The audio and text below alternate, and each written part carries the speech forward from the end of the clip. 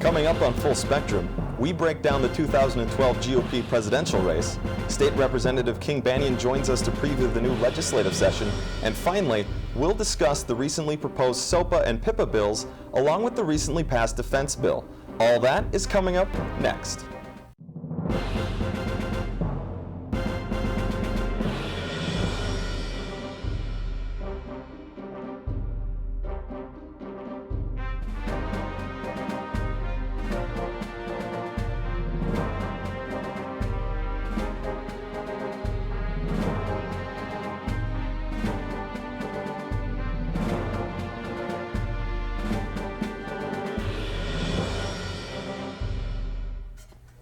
The 2012 race for the White House is well underway, and the Republican field of challengers to the president is heating up.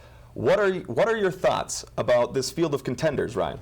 Well, I feel that the problem is that the GOP, they still don't have, and they haven't had for a while, that just one contender that, is, I am the face of the Republican Party.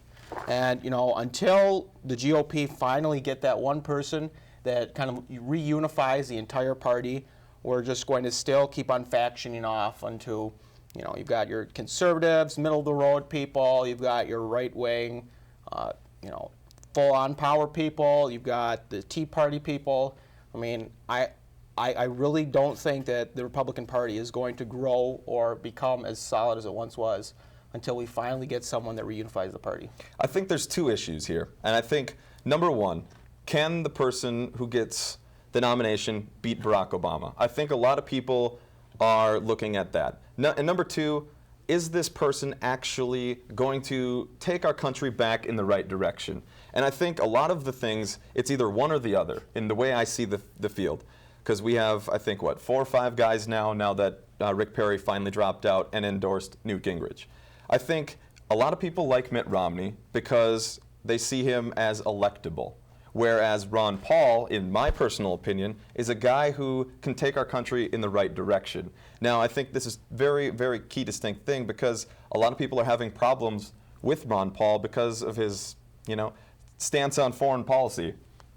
What's your take on that? I think that Ron Paul does have a bunch of fantastic ideas about our country. I am getting sick and tired of us, getting into other people's business. And I think about 30 years ago, we had a Secretary of Defense that laid out these 10 different principles that should govern when we choose to go to war. Like, is it in our best interest? Does it actually directly affect our national security? And then the thing with Mitt Romney, I was watching the closing stuff about the debates last night and the poll that was in the election, the pre-election, I'm forgetting what the word is called, in South Carolina, and they were talking about, is Mitt Romney actually electable based on, his different, his religious beliefs. Yep. Among the different people that were talking about it. And, it said that 60% of people thought that religion would play a big part if Mitt Romney was the GOP candidate. And I'm not very familiar with the Mormon culture or religion, and I don't really know, that much about it. But what I do feel is that I think it would be a problem just because, there's still so much that the country, holds against, different religions. Like John F. Kennedy was a Roman Catholic, yep. And only Catholic to serve as president. And that was a huge, big, giant problem that everyone was always talking about, even though it ended up not being a big problem at all.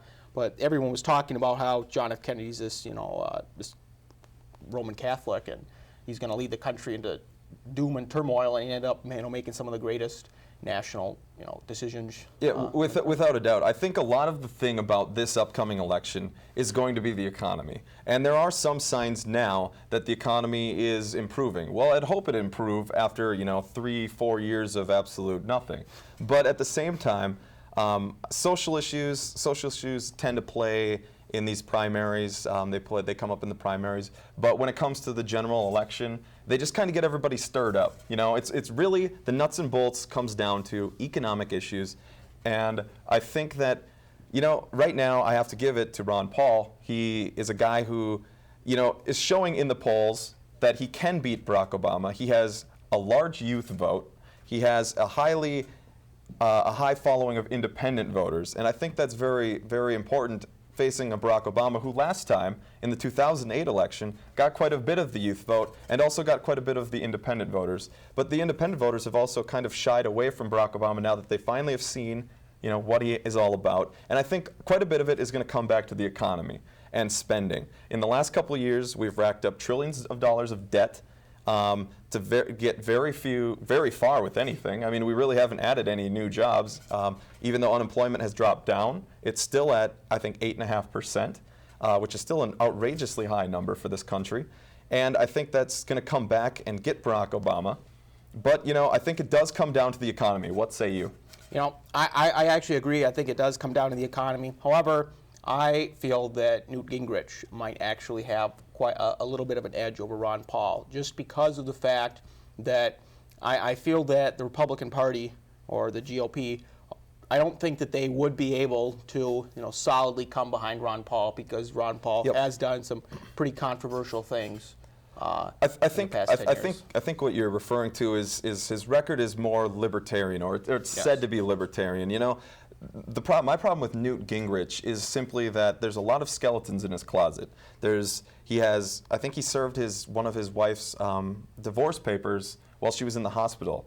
There's so many things about Newt Gingrich, but when it comes to debating, Newt Gingrich is the guy.